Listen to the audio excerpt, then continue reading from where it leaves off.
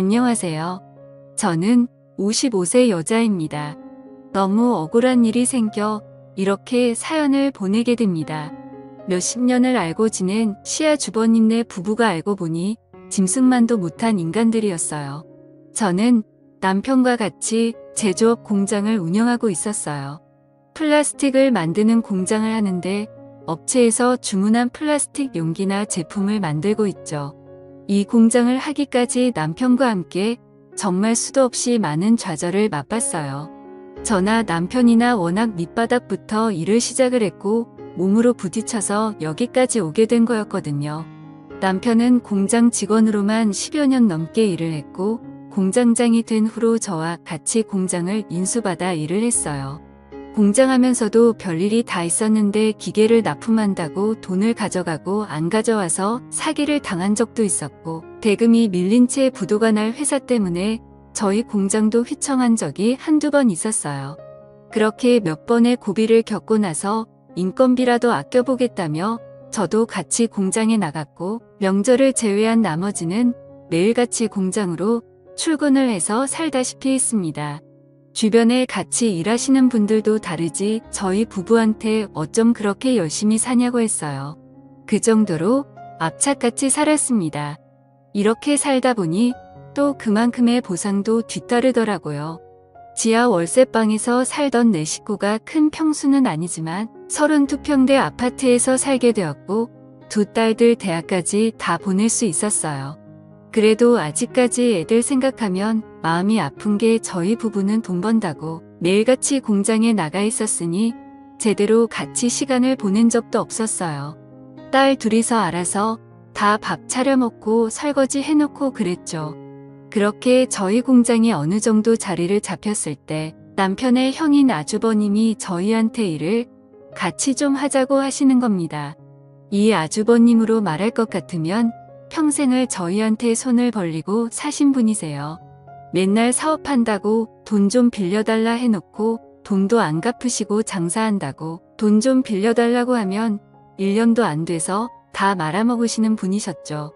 얼마나 뻔뻔한지 돈 좀 갚으라고 하면 가족끼리 야박하게 무슨 돈을 갚냐고 하셨어요. 워낙 저희 남편 성격이 착해 빠지고 정이 많아서 시댁 식구들이 죽겠다고 죽는 소리 하면 다 도와주곤 했어요. 남편의 이런 성격이 남들한테는 100이어도 저한테는 0점이었네요. 그리고 아주버님이 이렇게 덕이고 만장했던 게 시어머니가 한몫하셨는데 저희 어머니는 본인 큰 아들이면 아주 사족을 못 쓰세요. 같은 아들이어도 장남이 최고라며 장남이 하는 말이면 무조건 다 맞다고 하셨죠. 한 번은 시어머니가 저희 남편한테 네 형이 지금 돈 때문에 힘들어하는데 동생이라면 형님이 돈 좀 쓰세요 하면서 얼마 주워주고 그래야지. 너는 공장하면서 돈 벌고 있는데 네 형은 지금 직업도 업장이야 하시는데 저는 그런 어머니한테 안 된다고 했어요. 그러니 새노인네가 기운도 좋으니 저한테 빽소리를 지르며 식구들 다 있는 데서 표독을 퍼겁니다. 너는 남의 집 식구 주제에 네가 뭔데 돈을 줘라 말아라 하고 있어. 겁대가리 없이 우리 큰아들이 하는 일에 업혀가면서 그 공장이 네 공장이냐 너는 그냥 쥐 죽은 듯이 시키는 거다 해라. 어딜 남자가 하는 일에 나서고 있어 하셨어요. 그러니 형님도 말했습니다. 동서 참말 서운하게 한다. 아니 공장하면서 돈 좀 벌었다 이거야 뭐야. 지금 우리 애들 아빠 직업 없다고 무시해. 대단한 게 하는 것도 아니고 그깟 공장하면서 사람이 한결같아야지 참 쏙 보인다 하시는데 근데 저도 그런 형님한테 그럼 형님이랑 아주버님은 사람이 한결같으셔서 그동안 저희한테 빌려간 돈 한결같이 안 갚고 계시는 거세요. 형님야말로 그 밥에 그 나물이라고 아주버님하고 똑같으시네요. 했어요. 매번 참고만 있었는데 할 말 다 했죠. 그러니 제 말이 끝나자마자 시어머니 신고 있던 슬리퍼를 저한테 던지면서 나가라고 소리를 치셨어요. 그렇게 못 빼어먹은 애가 집에 들어오니 눈에 뵈는 게 없지 하셨죠. 그러면서 너는 이런 대우받아도 싸다 하셨네요. 시댁 식구들 다 이런 식이었어요. 결국 남편은 본인 형을 직원으로 채용을 했어요. 근데 아주버님 3개월 정도 일하고 나오지도 않았죠. 제가 오죽하면 남편한테 당신은 어디서 주워온 자식 아니냐고 했어요. 그나마 남편이 제일 멀쩡했거든요. 그러다 제 나이 50대던 해 남편과 슬슬 노년을 계획해야 할 때 커다란 시련이 닥쳐왔습니다. 저희 남편이 하늘나라에 가게 되었어요. 급성 심근경색으로 사망을 하였는데 공장에서 혼자 있다가 그렇게 된 거였어요. 하필이면 그날 저희 둘째 딸이 대학 근처에 자취방을 알아봐야 돼서 제가 수원으로 올라가야 했거든요. 제가 공장에 없을 때 이런 일이 생긴 겁니다. 옆 공장 사장님이 저희 남편한테 같이 점심 먹자고 하러 갔다가 사무실에서 남편을 발견했고 저한테 연락이 왔어요. 저는 그 얘기를 듣자마자 바로 내려갔고 남편이 있는 병원으로 갔는데 이미 시간이 많이 지난 상태였다고 하더라고요. 그날 제가 딸한테 안 갔더라면 남편을 살렸을 텐데라는 후회가 정말 물 밀듯이 밀려오고 죄책감까지 들었어요. 그리고 남편 장례식장에서 또 한 번 시댁 식구들과 한바탕 난리가 났어요. 쓰레기 같은 단토 도는 무부와 시어머니가 저희 남편 장례식장에서까지 돈 얘기를 했더라고요. 장례식장 식사하는 데서 셋이서 쑥덕거리는 걸 제 친구가 듣고 저한테 얘기를 해줬는데 정말 장내고 뭐고 죄다 뒤집어 엎어놓고 싶었습니다. 여태까지 아주버님이 저희 부부한테 빌려간 돈이 총 7천만 정도 되었거든요. 근데 그 7천만 원 얘기를 하며 엄마 내가 둘째한테 빌린 7천만 원은 이제 안 갚아도 되는 거겠지라고 했대요. 그러니 시어머니가 아주버님을 팔로 슬쩍 치시냐 당연하지. 그 돈은 안 갚아도 되는 거야. 평생 그 돈 갚으라는 소리 들었는데 이제 둘째까지 죽은 마당에 그걸 뭐하러 갚냐라고 하셨다네요. 그러니 형님도 어머 그럼 우리 그 돈 안 갚아도 되는 거야. 우리 완전 개탔네 하면서 7천만 원 안 갚아도 되는 대신 상주 역할 톡톡 해야겠네 라고 하셨대요. 그러니 아주버님이 그의 7천만 원 대신 둘째 가는 마지막 날까지 옆에 잘 있어주면 되는 거야 라고 했대요. 진짜 이 인간들 사람인가요? 이 판소리 짓거렸으면서 시어머니는 장례식장 오자마자 주저앉으면서 대성통곡을 했고 저한테는 너 때문에 우리 아들이 죽었다며 우리 아들 당장 살려내라고 했었죠. 지금 생각하니 진짜 가증스럽기 짝이 없었네요. 그리고 화장터에서 난리치는 시어머니한테 어머님 이제 와서 우리 아들이라고요. 언제 저희 남편 아들 취급이라도 해주셨어요? 어머님한테 저희 남편은 돈 갖다 바치는 기계 아니었냐고요. 하니 아주버님이 재수식어 참말 이 심한 거 아니요라고 하는데 그런 아주버님한테도 아주버님도 그렇게 말씀하시면 안 되죠. 저희한테 가져간 돈만 자그마치 7천만 원이에요. 근데 애들 아빠 장례식장에서 8천만 원 안 갚아도 된다는 그딴 소리를 하고 있으세요. 하니 형님이 꼭 오시며 아니 솔직히 맞는 말 아니야. 서방님도 돌아가셨는데 우리가 갚을 필요는 이제 없긴 하지라고 하는데 그런 인간들한테 니들은 이제 남이라며 여기 있을 자격도 안 된다고 가라고 했어요. 나중에 후환이 두렵지도 않냐고 했네요. 그러니 아주버님이 본인 식구들이랑 시어머니 데리고 가다고요. 남편이 하늘나라 가서까지 이런 대우를 받는 게 너무 안쓰러웠어요. 그렇게 남편의 장례가 끝나고 저는 공장도 못 나가고 집에만 있었어요. 저희가 발주받은 물건은 옆 공장 사장님한테 남겼고요. 그렇게 2주 정도 지났을까요? 옆 공장 사장님이 급하게 전화가 온 겁니다. 그러면서 사장님 공장 내놨어요 라고 하는데 저는 무슨 소리냐고 했어요. 그러니 지금 어떤 사람들이 와서 견적 알아보고 시세 파지고 있는데 그 말 듣자마자 공장으로 달려갔고 아니나 다를까 아주버님네 부부가 떡하니 팔짱을 끼고 공장을 이리저리 돌아다니는 겁니다. 앞서 말했듯이 아주버님을 직원으로 채용했을 때 그때 아주버님이 저의 공장키를 가지고 있었거든요. 그게 화근이었죠. 그리고 제가 공장에 갔을 때 이미 공장에 있던 기계들은 어디 갔는지 온데간데 보이지 않았어요.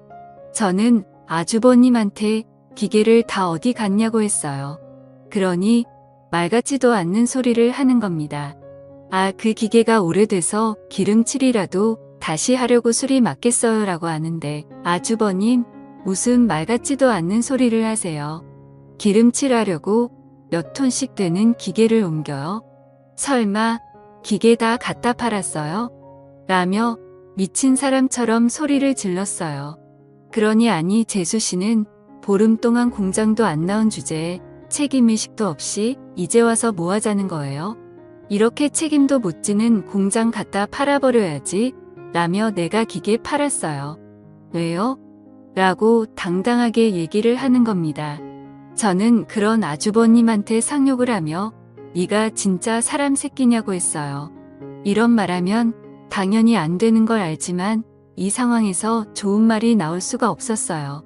니들이 뭔데 우리 부부가 평생 일길론 자리를 니들이 뺐냐고 했어요. 그러니 아주버님은 이 공장 이후에 재수식계라며 공장도 이렇게 방치해놓고 제대로 관리도 못하는데 이 공장 엄연히 우리 동생 거고 나는 우리 동생이랑 피가 섞인 형제야. 형제가 대신 공장 정리해주고 있었는데 이게 어딜 지금 나타나서 행패야. 행패는 왜 우리 동생 돈이 탑이나 한가라고 하는데 이 사람들 진짜 미친 게 아닌가요? 저는 아주버님 내 부부한테 니들 이거 범죄야. 범죄, 니들이 지금 무슨 짓을 했는지 모르지. 뭐 동생 거라서 대신 정리를 해주고 있다고 법으로 그렇게 해도 된다고 그래. 니 이것들이 아주 콩밥 먹어야 정신을 차리겠네. 어딜 겁대가리 없이 남의 소유물에 손을 대하며 경찰서에서 보자고 했어요. 그리고 저는 곧장 경찰서로 갔고 아주버님네 부부 절도죄로 고소를 했습니다. 그리고 고소장이 접수가 됐는지 시어머니랑 아주버님 부부가 저를 찾아와서 기계 판돈 돌려줄 테니까 고소 취하하라고 하더라고요. 고소 취하 안 하면 우리도 가만히 안 있을 거라고 협박까지 하는데 저는 그런 인간 말종들한테 아이고 무서워라. 이젠 협박까지 하세요.